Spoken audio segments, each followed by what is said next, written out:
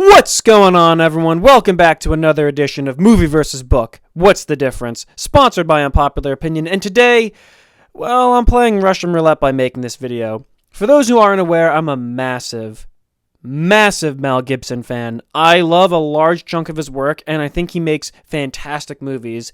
And I've wanted to make a video on Mel Gibson's The Passion of the Christ for the longest time. From a secular point of view, it's very enjoyable, very well put together, and very entertaining. But from a spiritual point of view, it's an extremely powerful and moving film. So today I'm going to be comparing Mel Gibson's The Passion of the Christ to its source material. I'm going to be listing the similarities and differences between the movie and the four Gospels of the New Testament. We're going to be looking at things that were changed, omitted, done differently, and altered from certain points of view, comparing to how they were presented in the Bible. We're also going to be looking at how accurate this movie portrayed the final hours of Jesus Christ, chronicled in all four Gospels, with some input from other texts of the New Testament. However, before I get into the video itself, I do have a few things I want to say. First, I humbly ask that you give this video a like and subscribe to my channel if you haven't already. It costs you nothing to do so, and just one like can go a long way and make a huge difference. So, help a brother out by hitting that like and dropping a subscribe. Also, check me out on Instagram. I'll have that linked in the description below. Please give me a follow. Now, moving back to our regularly scheduled program, I know full well that this movie was extremely controversial, and I'm fully aware that talking religion is pretty taboo. Conflicting religious beliefs can cause, at best, a minor discussion, or at worst, a heated debate. And throughout history, disagreements in religion have caused some intense conflicts, to say the least. So I'm going to be treading lightly, and I don't wish to cause offense with anything I say. And as a few disclaimers before we begin, I want to state first and foremost that this video is not, I repeat, is not in any way, shape, or form going to be used as a platform to preach Christianity. I'm not at all trying to convert anyone or convince anyone to become a Christian. That's not the point of this video. I won't be taking any cheap shots or jabs at other religions. I'm not doing that at all. This video is merely a comparison of a movie to its source material. For lack of a better term, this is an academic review of a film from a secular point of view. Also, not all denominations of Christianity agree with each other on everything, and being that Mel Gibson's movie is told in a more Catholic way, other kinds of Christians like Greek Orthodox, Methodist, or Anglicans, they're not going to agree that this movie is 100% accurate, so just keep that in mind. Also, I'm strictly comparing this movie to the Bible. I'm aware that Mel Gibson used the dolorous passion of our Lord Jesus Christ based off of the visions of Anne Catherine Emmerich to fill in the gaps with details that the Gospels don't really provide, but these visions and details, they're not considered canon to the Bible by all Christians, and therefore not accepted by all denominations. Not that I won't touch on those extra biblical details for better understanding, but for all intents and purposes, this and any other contemporary religious sources or leaders won't have much input for this video. So, with that out of the way, let's begin. This is Mel Gibson's The Passion of the Christ. Movie versus book. What's the difference?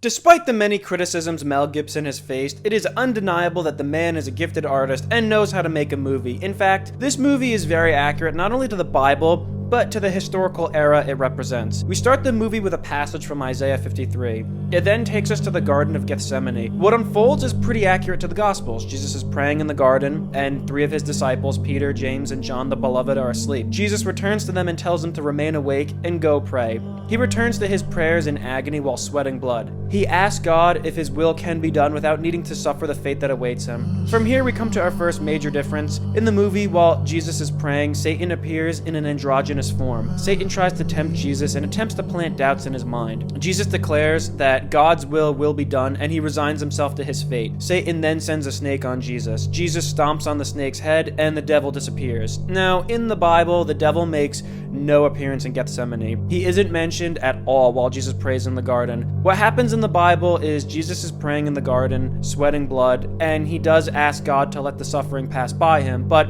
if there's no other way to accomplish God's plan, then his will be done. In Luke 22:43, it is said an angel from heaven appeared before Jesus to reinvigorate him. And like I mentioned earlier, Mel Gibson, including the devil, was taking creative license. I think it was added to show not only the physical stress Jesus was under, but to show the psychological and spiritual attacks he was facing. I also think him crushing the snake was a reference to Luke 10:19 through 20, when Jesus gives us the authority to step on snakes and scorpions to overcome the power of the enemy. Or Genesis 3:15, when God declares to the serpent in the Garden of Eden that Eve's offspring and the serpent's offspring will be enemies and Eve's offspring will crush the serpent's head. Either or, creatively, it makes sense to include, even if it isn't biblically accurate. Meanwhile, while Jesus prays in Gethsemane, Judas Iscariot agrees to turn Jesus over to the Jewish authorities. They give him 30 silver coins and tell him to lead them to Jesus. Now, the movie makes it seem like these events are happening simultaneously and side by side, but the Bible states that Judas agreed to betray Christ before the Last Supper, which takes place before the agony in the garden. Nevertheless, Judas agrees, and he leads the Jewish authorities to Jesus. For Jesus' arrest, the movie shows us a combination of the Synoptic Gospels and the Gospel of John. Jesus asks the Jews who they're looking for, and they say Jesus of Nazareth. He identifies himself, but it isn't confirmed until Judas kisses him, signifying to the others that this is Jesus Christ.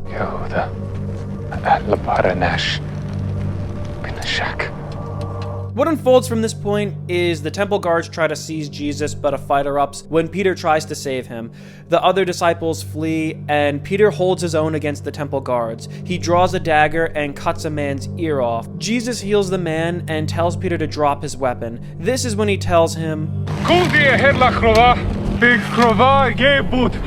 the Bible's account isn't as dramatic as the movie, but the Gospels offer differing accounts. In the Gospel of Matthew, Judas brings a large crowd to Gethsemane, armed with clubs and swords, and they were sent by the chief priests and elders. Judas walks straight up to Jesus and kisses him to signal to the mob that this is Jesus. The crowd tries to capture him, but one of the disciples draws his sword and he cuts off the ear of the high priest's slave. Jesus rebukes his disciples' action and declares that those who live by the sword will die by the sword. He faces the crowd and asks them why they brought swords and clubs to arrest him, as if he was some outlaw. He further states that they saw him every day teaching in the temple, but no one arrested him then. Jesus hands himself over to the crowd and his disciples flee. The Gospel of Mark is very identical to Matthew, but it describes a certain young man in linen cloth who was following Jesus but runs away naked when they arrest him. The Gospel of Luke explains how the chief priests and the elders were among the crowd of people who arrested Jesus, and the disciples ask Christ if they should draw their swords, but one of them slices off the ear of the chief priest's slave. Jesus tells his disciples to stop, but before he gives himself up, he heals the slave. The Gospel of John offers a different account with extra details not found in the Synoptic Gospels. The Gospel of John says that Judas led a large group of Roman soldiers and temple guards, armed with torches to capture Jesus. Jesus, knowing what was to come, asked the soldiers who they're looking for. He reveals himself to them, and the soldiers move back and fall on the ground. Jesus then asked them to let the others go. The Gospel of John identifies Peter as the disciple who cuts off the slave's ear, and we're told that the slave is named Malchus. As you can see, the movie combines the accounts of all the Gospels for this scene, and I think it does a pretty good job in doing so. From here, we see Jesus is arrested and brought before the Jewish council. The movie adds a scene where Jesus is being beaten and pushed off a bridge and lands next to Judas. They lock eyes one last time, and Jesus is slowly hauled back up to the temple guards. This does not happen at all in the Bible. This scene was partially inspired by a passage from the Dolorous Passion of our Lord Jesus Christ, which explains that while the Jews were beating Jesus, they brought him to the council, but before they actually made it to the council, they punched him so hard that he fell off of a bridge, and he miraculously survived. However, this makes no mention of Jesus and Judas coming face to face. This was most likely done for dramatic effect, and to be the nail in Judas's guilt coffin, so to speak, as the final push that drives him to kill himself. Anyway, long story short, what we see unfold from there is pretty accurate to the Bible. Jesus is taken before the high priest Caiaphas and the elders. Meanwhile, Peter follows from a distance. However, the movie shows us that John the Beloved runs to the mother of Christ, Mary, and Mary Magdalene. They too go to follow Jesus and meet with Peter outside the courtyard of the high priest's house. We also see Judas Iscariot hiding amongst the crowd as well. The Bible makes no mention of this, but what happens before the council is spot on. Jesus is questioned but remains silent while his accusers make lies about him. Then Jesus declares that he is the Messiah and they will see him seated at the right hand of God. The Jews are outraged, and the high priest rips his robes, declaring Jesus to be a blasphemer. From there, he's spat on and beaten further. This is when the movie shows us the infamous denial of Peter. As Jesus is being attacked, the crowd, they recognize Peter, and they say he's one of the disciples.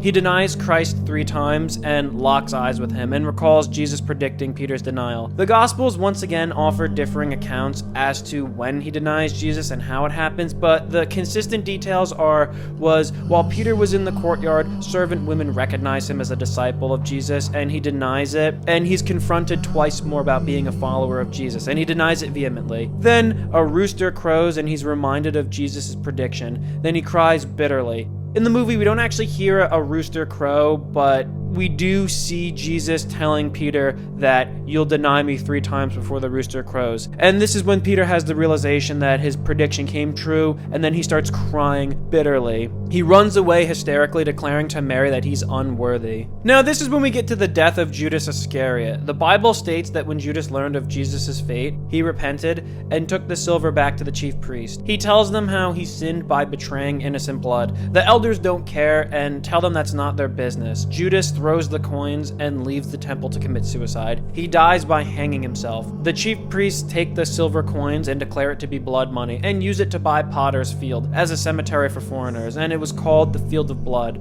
Now, the movie shows us Judas being harassed by demons in the form of children.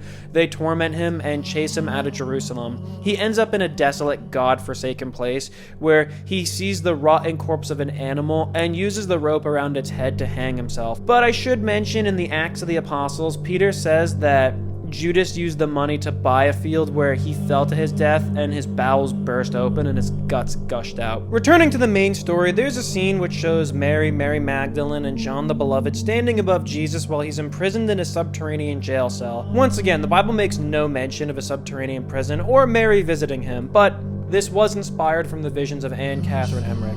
After that, the movie and Bible describe the event of Jesus being taken before Roman governor Pontius Pilate. The movie actually does a really good job with the sequence. The setup for it was well done, and dare I say, brilliant. Before Jesus is brought to Pilate, his wife is seen having a nightmare, and when she wakes, Pilate is informed of a Galilean man being brought before him, which is an important detail for later, and I'll touch back on that. We then see the mob accuse Jesus of misleading the people, telling the masses not to pay taxes to the emperor, and that he's claiming to be the king of the Jews. Pilate then questions him, and an interesting thing that the movie does, which is really easy to miss, is when Pilate asks Jesus if he's the king of the Jews, he does so in Aramaic, but Jesus answers in Latin, taking Pilate off guard. They continue their conversation in Latin, and I find this interesting for a few reasons. Because, regardless of your religious beliefs, Jesus Christ's existence is a matter of historical fact. Whether you believe he's the Son of God or not, that's up to you. But most scholars agree that Jesus spoke Aramaic. He might have known some Greek and Hebrew, but chances are he wasn't efficient in conversational Latin. So I find this scene interesting because it's a cool little Easter egg where if you know, you know. It doesn't take away anything if you don't notice the differences of the languages, but it's a fun little detail. I guess that's Mel Gibson's way of showing Jesus being granted divine wisdom to communicate in languages that he'd have no earthly understanding of. But the conversation that unfolds comes right out of the Gospel of John. Pilate then declares he can't find Jesus guilty of anything, so he decides to send him to King Herod, whose authority has jurisdiction over Galilee, of which Jesus is from. The movie shows us this very accurately. We see Herod initially very excited to meet Christ because he's heard of the miracles he's performed and wants a demonstration. However, Jesus doesn't answer Herod's questions and doesn't perform any miracles for him. So Herod and his people mock Jesus and send him back to Pilate. The movie shows us a scene where Pilate has a conversation with his wife, which explains his predicament very well to the audience. He explains that if he doesn't condemn Jesus to die, then the Jews might start a revolt. But if he does condemn Jesus to die, then Christ followers, they might start a revolt. He then explains that he's been warned by the Roman Emperor Tiberius that if there's any more bloodshed, then he too will die. Now, in the Bible, during Pilate's judgment over Jesus, there's a real sense that a riot will ensue, and you see he goes to great lengths to avoid one, which makes sense, and has some backing in historical fact. Pilate was the 5th Roman governor of Judea, but this wasn't a glamorous post. In fact, it was seen as one of lower prestige, which is why throughout the film you hear him voice his disdain for the position. Not much is known about his life outside of his position as governor of Judea, but what we know of his rule is that his administration had many incidents of violence with the Jewish people, and he had done things which had offended them and caused tension between them. and he was reprimanded by the emperor as a result of some of these incidents, to say the least. So this scene was to justify and explain why he was so reluctant to condemn Christ. The tensions are really high, and one wrong move could lead to bloodshed, especially since it's Passover and thousands of pilgrims are in Jerusalem, which makes the stakes and emotion so much more intense. He's in a really bad position. Anyway, Jesus is brought back to Pilate, but the situation has become hairy. The tensions are rising, so Pilate has his guards attend to the crowd in case of a riot. This is when we get to the infamous biblical story of Pilate releasing Barabbas. Pilate, in accordance with Passover tradition, lets one criminal free. In the custody of the Roman authorities was a murderer named Barabbas, so Pilate offered the crowd a choice of either Jesus of Nazareth or Barabbas to be released to them. The crowd chooses Barabbas, much to Pilate's surprise. He asked the crowd multiple times who they prefer to have released. They answered Barabbas and choose him. In my interpretation, I think Pilate did this so he wouldn't be to blame if any violence was to erupt as a result of Jesus being condemned. That's why he asked them over and over, much like how you're told, "Are you sure you want to make this transaction when doing online banking?" That's a weird analogy, but that's the best way I can explain my interpretation. He doesn't want to be responsible for it, and he wants to be able to push the blame onto someone other than himself for making the decision of killing Jesus. Nevertheless, the crowd calls for Jesus to be crucified. Now, remember earlier when I mentioned the scene where Pilate's wife was having a nightmare? Well, in Matthew 27:19, Pilate's wife tells him of a dream she had. She warns him to have nothing to do with that innocent man's death because in a dream, she suffered greatly for it. Romans, being that they were pagan and very superstitious, took dreams and messages from them very seriously. So when the crowd calls for Jesus' death, we see the camera pan from Pilate's wife to him, and he immediately refuses. I think that was a really cool way to show the extra pressure he was under. He tells the crowd that he'll have Jesus whipped, so he orders his men to scourge Christ severely. This is when we get to perhaps the most violent scene in the movie, the Flagellation of Christ. The movie shows us a brutal punishment inflicted on Jesus. The Romans beat him with sticks and flog him mercilessly. The Gospels don't offer much details on the whipping, other than saying Pilate had him whipped, so this gave Mel Gibson a little more wiggle room to depict the scene. The movie shows us a prolonged torture scene where Jesus is basically mauled and mutilated by the Romans, which isn't biblically or historically inaccurate. In fact, the Romans were notoriously violent and cruel with their punishments, and crucifixion was one of, if not the worst feared penalty of the time. Historically speaking, when a man was condemned to die on the cross, the Romans would have them scourged first. The amount of times they were whipped was typically at the discretion of the authorities, and what we see in the movie very accurately represents what someone would have been subjected to if the Romans crucified them. And as I mentioned earlier, Jesus' existence is an incontestable fact. Therefore, his crucifixion is an actual historical event. So what we see in the movie is what historical Jesus would have actually gone through. The Romans secure the condemned criminal to a pillar of sorts, either a short one where the victim could be chained by their hands and made to bend over the pillar, or a higher post where they'd be stretched out. The torture device used was called the flagellum. It's a multi-stranded whip, typically made of leather, and tied on the ends of these strands there'd be metal shards, animal bones, and/or stones. And when a person is whipped with these flagellum, it causes serious trauma and tears flesh and muscle off the body. This sort of punishment was reserved for slaves, foreigners, criminals, disgraced soldiers, and subjects of the Roman Empire. Very rarely would a Roman citizen be scourged and crucified. So anyway, the movie's prolonged and agonizing scene is pretty accurate historically. There are, however, a few creative licenses taken with the scene, biblically speaking. Chief among them was the devil being present at the scourging. We see Satan walking amongst the crowd, holding a demonic baby creature. This was not mentioned in the Bible, and again, Satan doesn't make an appearance in the final hours of Jesus. Another difference is we see Pilate's wife giving towels to Jesus' mother, Mary. The Bible doesn't mention Mary's presence at the trial or at Jesus' scourging, but the movie shows us Mary Magdalene, and John the Beloved witnessing the torture. Also, when Jesus is taken away and the whipping is stopped, there's a scene where Mary and Mary Magdalene wipe up the blood with the towels they were given. These parts of the movie, they were taken directly from the visions of Anne Catherine Emmerich, which explains how Mary watched the torture, all the scourging, and tried to clean up his blood when it was all over. It was an interesting scene, but it's not in the Bible. The movie then shows us the scene where the Romans make Jesus a crown of thorns, which is spot on when it comes to the Bible. Jesus is made a crown of thorns, and the Romans put it on his head and mock him by fake hailing to the King of the Jews. The Romans place a nice robe on him, and then they hit him on the head with a stick. Afterwards, we see Jesus brought before the crowd. Pilate shows the Jews the punishment inflicted on Jesus, hoping that having him whipped and marred is enough to satisfy them, but they call for his death. Pilate is at a loss of what to do. He wants to set Jesus free, but he's reminded that if he does, then he's no friend to Caesar. After a long, tension-filled moment and hesitation, Pilate washes his hands and declares to the crowd he's innocent of Jesus' death, and that his death is their responsibility in doing. He washes his hands, he hands Jesus over to the crowd, and the Romans crucify him.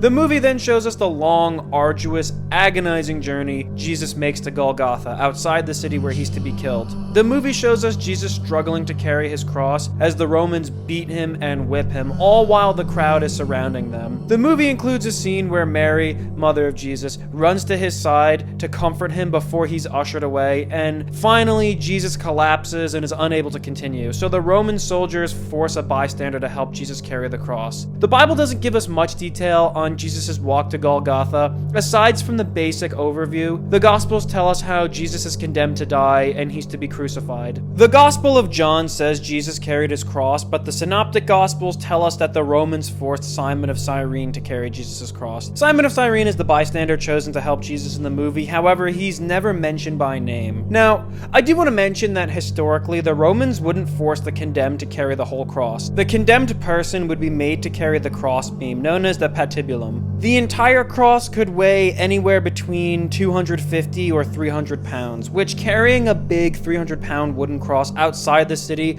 would be very challenging to a healthy person, but one who was scourged, beaten, and on the verge of death, it's very unlikely. The movie shows us the two thieves who die with Jesus carrying the cross beam to their crosses, whereas Christ had to carry the whole thing. That's just something I wanted to mention for historical context. The movie's portrayal wasn't biblically inaccurate, but again, I thought it'd be cool to mention. This is when the movie depicts Saint Veronica wiping Jesus' face. Veronica isn't mentioned at all in the Bible, but many Christian denominations, she's celebrated as a saint, especially in Catholicism. In the movie, Veronica is sympathetic to Jesus' situation and asks to wipe his face, which he allows. She tries to give him something to drink, but the Romans prevent her from doing so. After Jesus wipes himself, the image of his face is imprinted on her veil. The story is extra-biblical, but it is considered canon by a fair amount of denominations, and the movie does a pretty good job of showing that. After this scene, Jesus is viciously beaten by the Roman soldiers and some people of the crowd, so Simon steps in and stops them and threatens the Romans.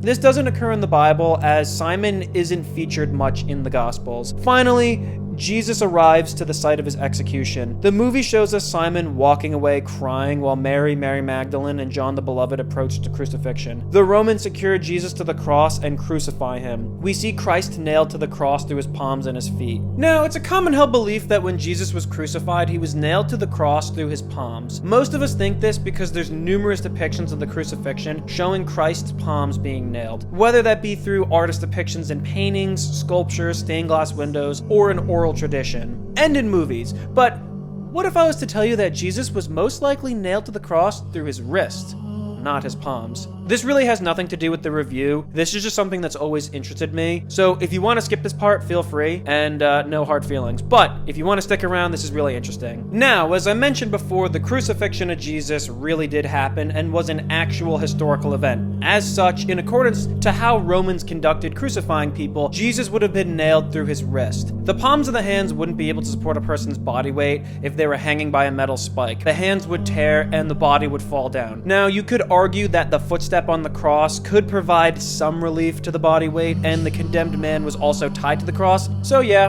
being nailed via the palms, that's possible, but not likely. There's actually a spot on the wrist between the two bones of the forearm that, if punctured by the spikes used by the Romans to crucify, not only would it be able to hold a man's body weight, but it would avoid puncturing the major blood vessels of the wrist and not cause them to bleed to death. Archaeological and historical evidence make a strong case that Christ was nailed through his wrist. The Bible doesn't mention the details of this, but the Gospel of John indirectly states Jesus was nailed through his hands, when the Apostle Thomas said he'd only believe Jesus resurrected if he saw the scars left in his hands from the nails. That's another big reason why people think the nails were through his palms, but the word hands in the Greek language first used to write the recorded New Testament literally meant anything from the fingertips all the way down to the mid-forearm. Therefore, when the average person reads it in modern times, they think the hand, and more specifically, the palms. When in actuality, the word cher in Koine Greek was a broad term, much like the word leg is a broad term that doesn't give a specific part of the leg. And being that the Bible has been translated from numerous different ancient languages to be updated so we can understand it today, obviously, some things will get confused or misinterpreted in the translation, kind of like a giant 2,000-year-old game of telephone. Now, I know that had nothing to do with the movie or the review, but that's just something I wanted to share. Anyway, the movie does a very good job showing Jesus' time on the cross. Above his cross, a sign is nailed saying, "Jesus of Nazareth, King of the Jews." He's crucified in between two thieves, one who mocks him and the other who is remorseful. Only in the Bible, a bird doesn't peck on the face of one of the thieves. Jesus is mocked for his claims of being the Messiah and the Son of God, and is told to save himself from the cross to prove his divinity. We then see how darkness falls upon them as the hours pass by, and the Roman soldiers rolling dice to see who will get Jesus' clothes. We then hear the 7 sayings on the cross.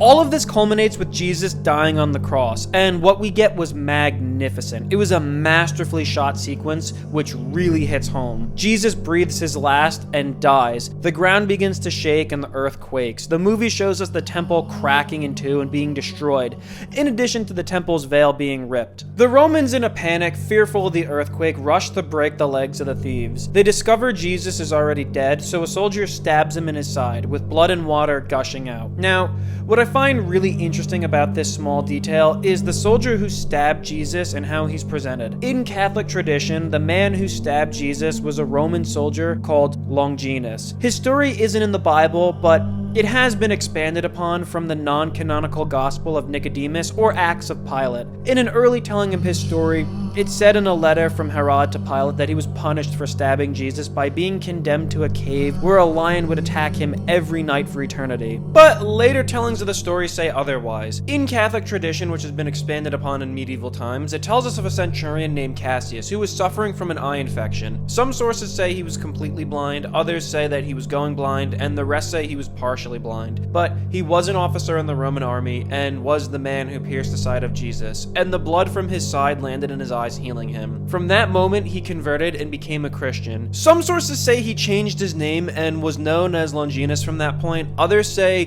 that was his name from the beginning, and I think the movie does an interesting job with portraying his story. We see that out of all the Roman soldiers, he's the only one who isn't brutal or vicious. He has a moral compass, which makes him reluctant and hesitant to participate in the torture and cruelty his comrades are inflicting. He's more compassionate, and he's often seen giving slight comforts to the grieving followers and family of Jesus. And in the movie, when he's about to pierce Jesus' side, you see there's a huge reluctance to do so. In the film, they address him by the name Cassius, in accordance with the dolorous passion of our Lord Jesus Christ. And when he delivers the last of the 5 holy wounds to Christ, the blood splatters in his eyes, and he's healed. And I think this was done beautifully. It shows him in awe of the power and the divinity of the Lord. He's healed not only physically but spiritually, and is redeemed. Even though his story doesn't appear in the Bible, I was very pleased with the movie's depiction of this. Overall, the movie showed the death of Christ very well, with how it was presented in the Bible. The Roman soldiers recoil in fear and awe as they recognize Jesus as the Son of God. And then the earthquake, and then the temple veil separating the Holy of Holies tearing. However, it doesn't portray what is described in Matthew 27:52 through 53, stating that many of God's people returned to life and emerged from their graves. Nevertheless, the film ends with the body of Christ being removed from the cross to be entombed, and it all ends at the moment of resurrection, when we see Jesus restored to life and his body healed and returned to glory. Well, my friends, that's all I have for you. I'm aware there's a few things I didn't mention and left out, such as Mary being featured more prominently in the movie than in the Bible, or how there were other women present at the crucifixion, but I chose to focus on the other details. Anyway, I hope you enjoyed this video. I hope you took something important from it, and I hope you appreciated the extra biblical facts and details I shared to add better understanding to the movie. If there's something you think I missed and you wanted to hear but didn't, comment that below to let me know. Also, be sure to like this video and to share it. Remember, just one like can go a long way and really help me out. Also, if you haven't already, please drop a subscribe and hit the bell for notifications. And as always, if you have a video suggestion on what movie I should compare to its source material, well, comment that below, and I'll see you in the next, well, sort of, unpopular opinion.